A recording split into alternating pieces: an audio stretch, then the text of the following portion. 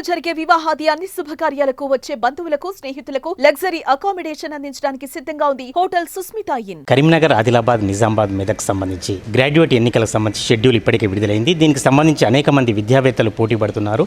ప్రధానంగా కరీంనగర్లో వాల్మీకి విద్యా సంస్థలు స్థాపించి అనేక సంవత్సరాలుగా విద్యారంగంలో ఉండి వేలాది మంది విద్యార్థులను తయారు చేసిన యాదగిరి శేఖరరావు గారు మనతో ఉన్నారు.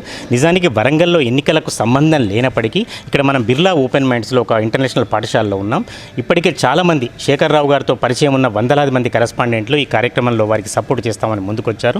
దీనికి సంబంధించి ఒక తీర్మానంలాగా కూడా చేయడం జరిగింది. మరి రాబోయే ఎన్నికలు ఎలా ఉంటాయి, ఆ ఎన్నికలను ప్రత్యర్థులు వాళ్ళు ఎలా ఎదుర్కోబోతున్నారు, దీనికి సంబంధించి ఉద్దేశాలు ఏమిటి, గ్రాడ్యుయేట్లో ప్రధానంగా చర్చకు వచ్చే అంశాలు ఏమిటి, శేఖరరావు గారిని అడిగి తెలుసుకుందాం. శేఖరరావు గారు నమస్కారం. చెప్పండి, అసలు ఎన్నికల్లో పోటీ చేయాలనే ఆలోచన మీకు ఎందుకు కలిగింది? గతంలోనే ఎన్నో సంవత్సరాల నుంచి ఎమ్మెల్సీగా కావాలని, ముఖ్యంగా ఎమ్మెల్సీ ఎందుకంటే ప్రైవేట్ పాఠశాలలో సంఘంలో అంటే ట్రస్మాలో గత 22 సంవత్సరాల నుంచి పనిచేస్తా ఉన్నాను. అనేక సందర్భాల్లో అఫీషియల్స్ కానీ సామాజిక కోణంలో అంటే సమాజ దృక్పథంలో అనేక మందితో అంటే విద్యార్థి సంఘాలు కావచ్చు, కుల సంఘాలు కావచ్చు, అఫీషియల్స్తో, పొలిటీషియన్స్తో వెళ్ళినప్పుడు గంటలు నిలబడి ఆ పని మీద పోతే ఓ రోజు అవును ఓ రోజు కాకపోవు. రిప్రజెంటేషన్ అంటే ముఖ్యమంత్రి గారు దొరకలే గత ప్రభుత్వంలో, విద్యాశాఖ మంత్రి గారు ఇప్పుడు లేరు. సో విషయం ఏంటంటే అసలు ఏ చిన్న విషయం అది రెన్యువల్ కానీ అది చిన్న అంశాల పట్ల వెళ్ళినప్పుడు చాలా ఇబ్బందులు ఎదురవుతూ ఉన్నాయి. దాన్ని దృష్టిలో పెట్టుకొనే ప్రభుత్వ పరంగా ఒక 3 ఎమ్మెల్సీలు ఉన్నాయి. అది ఉపాధ్యాయులకు మన దగ్గర 4 ఇంతలు ఉన్నారంటే 1 లక్ష ప్రభుత్వ పరంగా ఉంటే మన దగ్గర 4 లక్షల మంది పనిచేస్తున్నారు. అట్లాగే ఒక 11,000 పాఠశాలలు ఉన్నాయి, 34 లక్షల మందికి విద్యను అందిస్తున్నాం. ఇంత పెద్ద ఆర్గాన్కు అసలు ఒక రిప్రజెంటేషన్ లేకపోవడం చాలా విడ్డూరంగా ఉంది. అసలు చట్టమే చేయాలి. అసలు ప్రైవేట్ పాఠశాలలో కూడా ఒక 3 ఎమ్మెల్సీలు ఇవ్వాలి, అంటే భారతదేశం అంతా కూడా ఇవ్వాలి. అది లేదు కాబట్టి పట్టభద్రులన్నా ఎమ్మెల్సీ కావాలి అనే ఆలోచన చేశా. అందుకే నేను వెళ్ళడం జరిగింది. పట్టభద్రుల కనుక ఎమ్మెల్సీ కనుక ఉన్నట్లయితే ఇలా తెలంగాణ రాష్ట్రానికే కాదు భారతదేశానికి కూడా ఏ చిన్న అవసరం ఏర్పడ్డా చిన్న అవసరాలకు ఖచ్చితంగా మనం రిప్రజెంటేషన్ ఇవ్వడం కానీ, వాళ్ళతో చర్చించడం కానీ, చట్టసభల్లో శాసన మండలిలో మన గలం కానీ మన గొంతుక కానీ వినిపించడం కోసమే. ఇది నా కోసం కాదు, నా కుటుంబం కోసం కాదు, ట్రస్మా సంఘం కోసం, ప్రైవేట్ పాఠశాల కోసం, ప్రైవేట్ విద్యా సంస్థల కోసం. సేమ్ టైం ప్రైవేట్ విద్యా సంస్థలే కాదు, ఇలా ప్రభుత్వ ఉద్యోగులు కూడా వెన్నుకై వాళ్ళ గురించి పట్టించుకోవడం జరుగుతూ ఉంది. ఎందుకంటే పదవి రాగానే. సో మరి అలాంటి వాళ్ళ పైన కూడా మనం ప్రభుత్వ ఉద్యోగస్తుల పైన కూడా మనం ఒక కాన్సన్ట్రేట్ చేసి వాళ్ళ అవసరాలు ఏంటి, అసలు వాళ్ళ విధులు ఏంటి, వాళ్ళ ఇబ్బందులు ఏంటి, అవన్నిటినీ కూడా ఇలా నిరుద్యోగులకు కూడా ఒక 3,000 రూపాయలు ఇస్తున్నారు గత ప్రభుత్వం. ఇప్పుడు కూడా నిరుద్యోగుల గురించి కూడా ఆలోచన చేయట్లేదు.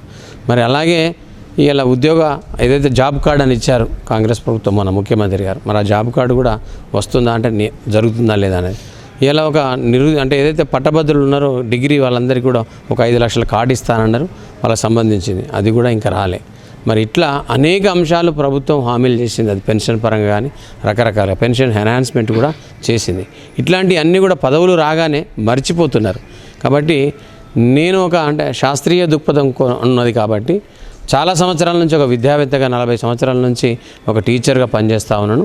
మరి టీచర్స్ కూడా ప్రైవేట్ పరంగా ఒక ఏదైతే మనం హెల్త్ కార్డు కానీ ఇన్సూరెన్స్ కానీ కొట్లాడుతూ ఉన్నాం.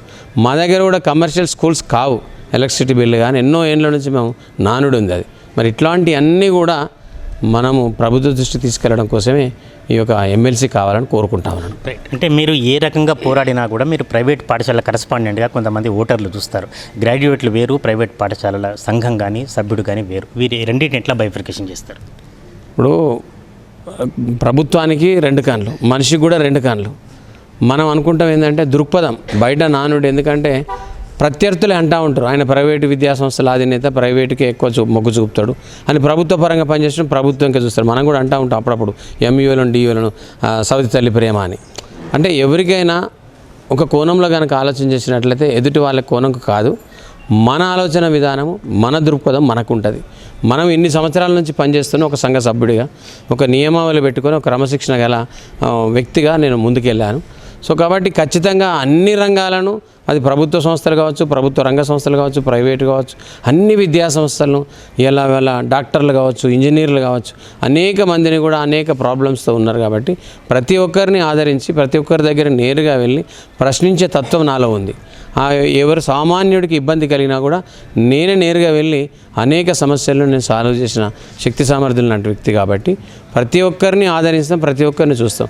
ప్రజా వ్యవస్థలో క్షేత్రస్థాయిలో ఒక నాయకుడిగా ఎన్నుకున్నాక కేవలం ఒకే సెక్టార్ను పట్టుకొని ఉండరు ఎవరు కూడా. ఖచ్చితంగా అన్ని సెక్టార్లను అందరినీ కూడా ఆదరిస్తేనే ఒక నాయకుడికి ఎదుగుతాం. ఇవాళ నాకు అన్ని సంఘాలు ఇవాళ విద్యార్థి సంఘాలు మొత్తం కూలంకషంగా మనకు చర్చించి మనతో ఉన్నారు. ఇలా కుల సంఘాలు కూడా మనతో ఉన్నాయి. ఇలా అన్ని రాజకీయ పార్టీలు ఇలా క్షేత్రస్థాయిలో కూడా అన్ని రాజకీయ పార్టీలు కూడా నాతో ఉన్నాయి. చాలామంది ఫోన్లో మాట్లాడుతూ ఉన్నారు. ఇలా ప్రజాక్షేత్రంలో ఉన్న చాలామందితో ఫోన్లు వస్తాను, అందరి మద్దతు కూడా కూడగట్టుకుంటా ఉన్నా. అందుకే ప్రత్యేకంగా ఇలా వరంగల్ రాష్ట్రమంతా తిరుగుతున్నా. ఇలా దేశంలో కూడా నాకు ఇలా నేషనల్ ఇండిపెండెంట్ స్కూల్ అలయన్స్ వారు కూడా డాక్టర్ జేఎస్ పరంజ్యోతి గారు ఇవ్వడం జరిగింది. దాదాపు 29 రాష్ట్రాల్లో అన్ని కేంద్రపాలిత ప్రాంతాల్లో మా కరెస్పాండెంట్స్ 1,10,000 మంది ఉన్నారు. వాళ్ళందరూ కూడా డోర్ టు డోర్ తిరిగి రేపు అన్ని రాష్ట్ర అధ్యక్షులు కూడా ఇక్కడికి వచ్చి ఒక ట్రస్మాలో ఉన్న 2 సంఘాలు కూడా మద్దతు ఇచ్చినాయి. నాకు ట్రస్మాలో 2 సంఘాలు ఉన్నాయి. ఇలా వడుప్సా కూడా పూర్తి మద్దతు ఇచ్చింది, సంపూర్ణ మద్దతు ఇచ్చింది. అంటే ప్రైవేట్ విద్యా సంస్థల్లో ఉన్న ట్రస్మా 2 సంఘాలు కావచ్చు, ఇలా వడుప్సా కావచ్చు, నీసా కావచ్చు, ఇలా ఆల్ ఇండియా లెక్చరర్స్ అసోసియేషన్ కూడా ఇచ్చింది, ఆల్ ఇండియా టీచర్స్ అసోసియేషన్ కూడా మద్దతు ఇచ్చింది, ప్రైవేట్ టీచర్లు కూడా ఇలా మద్దతు ఇచ్చింది. అన్ని రాష్ట్రంలో ఉన్న ప్రైవేట్ టీచర్లు అన్నీ కూడా. అట్లాగే ప్రైవేట్ ఉద్యోగుల సంఘం కూడా ఇచ్చింది. ప్రభుత్వ ఉద్యోగస్తులు కూడా చాలామంది నాకు సంఘాలు మద్దతు ఇచ్చినాయి. ఇలా మరి విద్యార్థి సంఘాలు ఇచ్చినాయి, రాజకీయ నాయకులు ఇచ్చారు. కాబట్టి తప్పకుండా గెలుస్తానే ధీమాతోనే నేను ఇలా సుమన్ టీవీకి నిక్కచ్చిగా చెప్తా ఉన్నాను. రైట్ శేఖర్ రావు సార్, జిల్లా స్థాయి నుంచి జాతీయ స్థాయి వరకు మీరు అందరూ మద్దతు ఇస్తున్నారని చెప్తున్నారు. గతంలో చాలా ఎన్నికల్లో గ్రాడ్యుయేట్ కానీ ఎమ్మెల్సీ సంబంధించిన కానీ విద్యా సంస్థల అధిపతులు, కాలేజీ వారు స్కూల్ అధిపతులకు ఎవరికి కూడా ఎన్నికలు వచ్చి రాలేదు. వాటిని ఎట్లా అధిగమిస్తారు? జనరల్గా వాళ్ళు గతంలో నిల్చున్న వాళ్ళంతా కూడా కార్పొరేట్ ఇన్స్టిట్యూషన్స్ అండి. వాళ్ళంతా వ్యాపారశాలలు, ప్రైవేట్ కరెస్పాండెంట్లు ఇబ్బంది పెట్టి వాళ్ళ పక్కనే పాఠశాలలు నిర్మించిన వాళ్ళు, స్థాపించిన వాళ్ళు. ప్లస్ రెండోది వాళ్ళ సాలరీస్ కానీ వాళ్ళ వర్క్ మైండ్ కానీ టీచర్లను పొద్దున 7 గంటలు సాయంత్రం 7 గంటల దాకా ఒక రోబోలకు పనిచేయించుకునే వ్యక్తులు కాబట్టి వాళ్ళకి ఇబ్బంది కలిగింది. నాది బడ్జెట్ స్కూలు, చిన్న పాఠశాల, నాది సేవా దృక్పథం ఉన్న మనిషిని.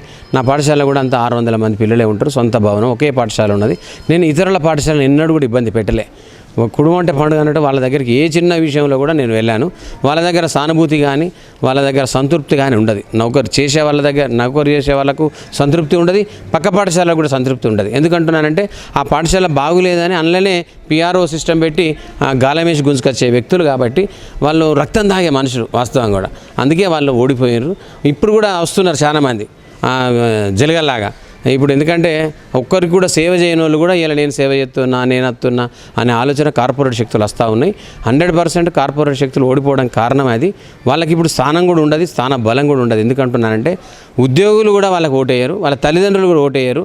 సేమ్ టైం కరెస్పాండ్ మా మేనేజ్మెంట్స్ కూడా ట్రస్మాకి సంబంధించింది కానీ నీసాకు సంబంధించింది కానీ ఇలా ప్రైవేట్ ఆర్గనైజేషన్స్ ఏ విద్యా సంస్థలు కానీ ప్రభుత్వ సంస్థలు కూడా అయ్యాయి. ఎందుకంటే ప్రభుత్వ ఉద్యోగ సంఘాలు కూడా వాళ్ళకి అయ్యాయి. ఎందుకంటే వాళ్ళు కమర్షియల్ వ్యాపారశాలలుగా నిర్మాణం చేసుకున్నారు కాబట్టి వాళ్ళు దేనికి పనిచేస్తారంటే వ్యాపారశాల నిర్మించుకొని విద్యను అమ్ముకోవడానికే పనిచేస్తారు. కానీ రాజకీయం చేసి ప్రజలకు సేవ చేద్దామనే సేవా దృక్పథం వాళ్ళ దగ్గర ఉండదు. వాళ్ళ మైండ్ సెట్ అంతా కూడా వాళ్ళ బ్లడ్లో కమర్షియల్ అని వస్తుంది. నా బ్లడ్లో స్వార్థం ఉండకుండా పని అని వస్తుంది. ఒక వర్కర్గా నేను పనిచేస్తాను కాబట్టి స్వార్థం లేకుండా నిస్వార్థ సేవ చేసే మనిషిని కాబట్టి నా రక్తంలో పని ఉంటుంది. ప్రతి ఒక్కరికి సహాయం చేయాలని ఉంటుంది, సహాయ గుణాలు ఉంటాయి, నా దాంట్లో సహకార గుణాలు ఉంటాయి. వాళ్ళ దగ్గర సహాయం సహకారం లేకుండా నెత్తి మీద పెట్టి కింద దించేసి మన బొందబెట్టే రకం వాళ్ళు కాబట్టి అట్లాంటి వాళ్ళు అందుకే ఓడిపోయారు. అది నిదర్శనం. ఇప్పుడు రాకుండా అని కూడా నేను చెప్తా ఉన్నాను వాళ్ళకి. అంటే పట్టభద్రులకు సంబంధించి యూనివర్సల్ ప్రాబ్లం స్టేట్ అంతా ఒక తీరు ఉండదు. కరీంనగర్ ఎన్నికలకు సంబంధించి పట్టభద్రుల సమస్యలు ప్రధానంగా మీరు ఏం గుర్తించారు? పట్టభద్రులు ముఖ్యంగా అంటే ఇది హోల్ అంటే ఒకటి నాట్ ఓన్లీ తెలంగాణ, భారతదేశం అంతా కూడా నిరుద్యోగ సమస్య ఎక్కువ ఉన్నది. ఇట్లాంటి వాళ్లకు చాలా అంటే ప్రైవేట్ కంపెనీస్ కావచ్చు, మా పాఠశాలకు సంబంధించిన అంశంలో కావచ్చు, ఆ ఇంటర్వ్యూస్ కానీ ఆ సందర్భంలో అంటే ఒక జాబ్ మేళ పెట్టి అనేక అంటే బయట కంపెనీలతో కూడా మాట్లాడి ఇప్పటికే నేను కొంతమందితో మాట్లాడాను, చాలామంది కంపెనీలతో. దాన్ని ప్రతి సంవత్సరం అంటే ఒక 2 సార్లు 3 సార్లు ఒక జాబ్ మేళ అన్ని ఏరియాలలో కూడా పెట్టి ఎక్కడెక్కడైతే జాబ్ అవసరం, అది టీచింగ్ కావచ్చు, నాన్ టీచింగ్ కావచ్చు, ఈవెన్ టెక్నాలజీ కావచ్చు, అనేక సంస్థలలో మనకు ఉద్యోగులు ఉన్నాయి. అది ప్రైవేట్ పరంగా కానీ ప్రభుత్వం, ఈవెన్ ప్రభుత్వ పరంగా కూడా జాబ్ మేళ ఇమీడియట్లీ పెట్టేటట్టు, జాబ్ కార్డు అయ్యేటట్టు. అలాగే వాళ్ళకి ఆ నిరుద్యోగులకు లైబ్రరీ పరంగా అంటే చదువు ఎక్కడైతుందో ఉచితంగా ఎంతో కొంత నాకు తోచిన సహాయం ప్రకారం వాళ్ళకి అవసరమైతే మెటీరియల్ ఇవ్వడం కానీ, వాళ్ళకి అవసరమైతే ట్రైనింగ్ చేయడం కానీ, అవసరమైతే జూమ్లో కూడా మన దగ్గర దాదాపు 100-200 మంది మనకు తెలిసిన వాళ్ళు రిసోర్స్ పర్సన్స్ ఉన్నారు.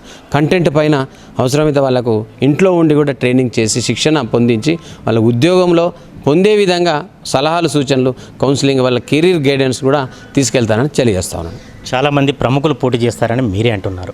తర్వాత మీకు తెలుసు మొన్నటి జరిగిన నల్గొండకు సంబంధించి కూడా చాలా డబ్బు ప్రవాహంలాగా ప్రవహించింది. ఇటువంటి పరిస్థితుల్లో యాదగిరి శేఖరరావు అనే వ్యక్తి ఎట్లా ఎదుర్కొంటాడు వాటిని? ఇప్పుడు జనరల్గా పోల్ మేనేజ్మెంట్ అనేది మోస్ట్ ఇంపార్టెంట్. అది డబ్బు పంచడం అనేది చట్టవిరుద్ధం. డబ్బుతో మేనేజ్ చేయడం చాలా తప్పు. ఒక 6 నెలలు నా కొరకు నేను చెప్తా ఉన్నా పట్టభద్రులు, 6 నెలలు నాకు కష్టపడితే 6 సంవత్సరాలు మీకు నేను సేవ చేస్తాను అని చెప్తా ఉన్నాను. 6 సంవత్సరాలు సేవ చేస్తాను. ఒక పని మనిషిగా వస్తూ ఉంటాను, ఒక లేబర్గా, ఒక worker. I'm not a leader. కాబట్టి డబ్బు ఇవ్వాలి ఉంటుంది పోతుంది. ఒక్కరోజు మనం కనుక డబ్బు తీసుకొని ఓటేసినట్లయితే ఆ ఓటుకు విలువ ఉండట్లేదు. కాబట్టి అలాంటి ఎవరైనా వ్యక్తులు వచ్చినా, శక్తులు వచ్చినా వెంబడే మీరు దీనికి ఒక కౌన్సిల్ అంటే దీనికి ఒక వ్యవస్థ ఉన్నది. ఆ వ్యవస్థకు అప్పచెప్పాలని కూడా నేను ఈ వేదిక ద్వారా, సుమన్ వేదిక ద్వారా చెప్తా ఉన్నాను. ఎందుకంటున్నానంటే దీన్ని పొడగొట్టాలి. అలాంటి భాషను కానీ, అలాంటి నానుడిని కానీ, అలాంటి వ్యవస్థను కానీ, ఓటు అనేది అమ్మడం కానీ, కొనడం కానీ చాలా తప్పు అని మనం తెలుసుకుంటున్నాం. స్వాతంత్రం వచ్చినప్పటి నుంచి అట్లా తరతరాలుగా జరుగుతూ ఉన్నది. కానీ నా ఎన్నిక నుంచి అన్నా నేను ప్రూవ్ చేయదలుచుకున్నా, డబ్బున్నా లేకున్నా ఒక సామాన్యుడు కూడా గెలిచే వ్యక్తిగా ఉండాలని కోరుకుంటా ఉన్నాను. నేను ఒక రోల్ మోడల్గా కాబోతున్నాను. 100% నన్ను ఎవ్వరు కూడా డబ్బు అడగడం కానీ, ఈవెన్ మా మేనేజ్మెంట్స్ కూడా చాలా అక్కడక్కడ వాళ్ళే సొంత ఖర్చులతో, భోజనం ఖర్చు కావచ్చు, రకరకాల ఖర్చులు వాళ్ళే పెట్టి, మీటింగ్లు పెట్టి, సమావేశాలు ఏర్పాటు చేసి, ఈవెన్ సోషల్ మీడియా కానీ అది కానీ చేస్తూ ఉన్నారు. నన్ను ఎక్కడ కూడా ఎవరు డబ్బు అడగట్లేదు. నేను అందరూ ఏదైతే డబ్బు వాళ్ళు అంటున్నారో వాళ్ళంతా డబ్బు సంపాదించారు. నేను మనుషులను మనసులను సంపాదించిన. కాబట్టి తప్పకుండా గెలుస్తా. మనసు అనేది చాలా గొప్పది. చివరగా చెప్పండి, మీకు సంబంధించి మీకు ఒక పార్టీ ముద్ర ఉంది. మీరు నేతృత్వం వహించిన పెద్ద సంఘం అయినప్పటికీ కూడా ఆ పార్టీకి సంబంధించింది ఇన్వాల్వ్ అయ్యారనే ఒక ప్రచారం ఉంది. మరి అన్ని పార్టీలను, అందరి వ్యక్తులను ఎట్లా సమన్వయం చేస్తారు? ముఖ్యంగా ఇప్పుడు నేను ఏదైతే గత 20 సంవత్సరాల నుంచి ఉద్యమంలో కానీ బీఆర్ఎస్ కేసీఆర్ గారు వెన్నంటి ఉన్నా, అది అంటే బస్సులు ఇవ్వడంలో కావచ్చు, మందిని సేకరించడంలో కావచ్చు, విద్యార్థులను సేకరించడం కావచ్చు, వంట వార్పు కావచ్చు, తెలంగాణ ఉద్యమంలో కీలక పాత్ర పోషించిన, నాతో పాటు నా సభ్యులు పోషించారు. ట్రస్మా, వడుప్స్ అన్నీ కూడా పార్టిసిపేట్ అయినాయి. కానీ కొన్ని కారణాల చేత మన ప్రభుత్వం వెళ్ళిపోయింది. అంటే ప్రభుత్వం ఆల్రెడీ ఓడిపోయింది. ఇప్పుడు కొత్త ప్రభుత్వం వచ్చింది. నాకు కాంగ్రెస్ ప్రభుత్వంలో కూడా చాలా ఉద్యమంలో చేసినప్పుడు నాకు చాలామంది టచ్లో ఉన్నారు. బీజేపీతో కూడా టచ్లో ఉన్నారు. అనేక పార్టీలతో టచ్లో ఉన్నారు. ఇలా సిపిఎం కావచ్చు, సిపిఐ కావచ్చు, అనేక అంటే ఆల్ ఇండియా ఫార్వర్డ్ బ్లాక్ కావచ్చు, చాలా అంటే మజ్లిస్ కావచ్చు, అనేక మంది వ్యక్తులతో నేను టచ్లో ఉండే నేను ముందుకెళ్ళిన. కాబట్టి ఇప్పుడు నాకు పెద్ద కొత్త ఏం కాదు. గత 40 సంవత్సరాల నుంచి పొలిటికల్ ఈవెన్ తెలుగుదేశంలో కూడా కొంత టచ్లో ఉంటుంది నాకు అప్పుడు, ఎన్టీ రామారావు గారు ఉన్నప్పుడు. ఈ సందర్భంగా వాళ్ళందరినీ నేను దగ్గర చేసుకొని, హక్కును చేర్చుకొని, ఒకసారి నాకు అవకాశం ఏంటి, ఇది పట్టభద్రుల ఎమ్మెల్సీ కాబట్టి, ఇది విద్యావంతుల ఎమ్మెల్సీ కాబట్టి, చట్టసభల్లో కనుక నాలాంటి వ్యక్తి ఉంటే అన్ని వర్గాలకు నేను న్యాయం చేస్తా. అన్ని వర్గాల యొక్క కేస్తర్ స్థాయిలో ఏదైతే ప్రాబ్లమ్స్ ఇలా ఎరైజ్ అవుతున్నాయో అవన్నిటిని కూడా మీ దగ్గరికి పట్టుకొచ్చి ఒక స్వతంత్ర అభ్యర్థిగా, ఒక పార్టీ ముద్ర లేకుండా, పార్టీ ముద్ర కనుకుంటే అది రిమోట్ కంట్రోల్ ఉంటుంది. వాళ్ళు ఏదైతే చెప్తారో గదాన్నే మనం డిస్ప్లే చేయాల్సి వస్తుంది, గదాన్నే మాట్లాడాల్సి వస్తుంది. ఈవెన్ జర్నలిస్టుల దగ్గర కూడా, పబ్లిక్లో కూడా. కాబట్టి నేను స్వతంత్రంగా ఉంటే, స్వతంత్రమైన ఆలోచనలతోని, నా ఇన్నోవేటివ్ మెథడ్స్తోని, నా మిషన్తోని, నా క్రియేటివిటీతోని ప్రజల్లో ఏదైతే ఆందోళనలు ఉన్నాయో, ప్రజల్లో ఏదైతే రుగ్మతలు ఉన్నాయో అవన్నింటిని కూడా పైకి తీసుకొచ్చి ప్రభుత్వానికి చేరవేస్తే ఒక వారధిగా ఉంటా, ఒక సంఘ సంస్కర్తగా ఉంటా. కాబట్టి ఆ సంస్కర్తగా ఉంటా అనే ఆలోచనతోనే డబ్బు సంపాదించడం కానీ, ఉన్న డబ్బును కాపాడుకుంటూ రావట్లే. నా అన్నీ కూడా ఎస్టాబ్లిష్ అయి ఉన్నాయి కాబట్టి పెద్ద ప్రాబ్లం లేదు నాకు. డబ్బు అనే ఆలోచన మొదటి నుంచి కూడా లేదు కాబట్టి, సామాజిక దృక్పథం ఉంది కాబట్టి ఖచ్చితంగా అన్ని వర్గాలను ఆదరిస్తారని కోరుకుంటా ఉన్నాను. రైట్. వెంకటేశ్వరరావు గారు, మీరు చెప్పండి, వరంగల్లో మీరు అనేక విద్యాసంస్థలకు అధిపతి, అనేక సంఘాల్లో కూడా ప్రాతినిధ్యం వహిస్తున్నారు. యాదగిరి శేఖరరావు గారికి మద్దతు తెలపడానికి కారణం ఏంటి? యాదగిరి శేఖరరావు గారు గత 25 సంవత్సరాలుగా నాకు తెలిసి ట్రస్మాలో రాష్ట్ర సెక్రటరీగా, ప్రెసిడెంట్గా, ఇప్పుడు చీఫ్ అడ్వైజర్గా రాష్ట్రంలో ఉన్న ప్రతి జిల్లాకి విజిట్ చేస్తూ ప్రైవేట్ స్కూల్స్ అసోసియేషన్కి వారు ప్రతి కరెస్పాండెంట్కి ఎంతో ధైర్యాన్ని ఇస్తూ వాళ్ళ సమస్యలను సాల్వ్ చేస్తూ ముందున్నారు. వారు ఒక సామాజిక విద్యావేత్త. ఇలాంటి వ్యక్తులు ఈ చట్టసభల్లో వచ్చి ప్రైవేట్ స్కూల్స్ని కూడా సపోర్ట్ చేయాల్సిన అవసరం చాలా ఉంది. వీరు గతంలో కూడా ప్రయత్నం చేశారు. అయినా కానీ ఈసారి ముఖ్యమైన ధైర్యంతో వారు ముందుకు వస్తున్నందుకు మేము వారిని అభినందిస్తూ వరంగల్ జిల్లా పక్షాన ట్రస్మా సభ్యులం అందరం కూడా వారికి సంపూర్ణ మద్దతు తెలియజేయడం జరిగింది ఈరోజు.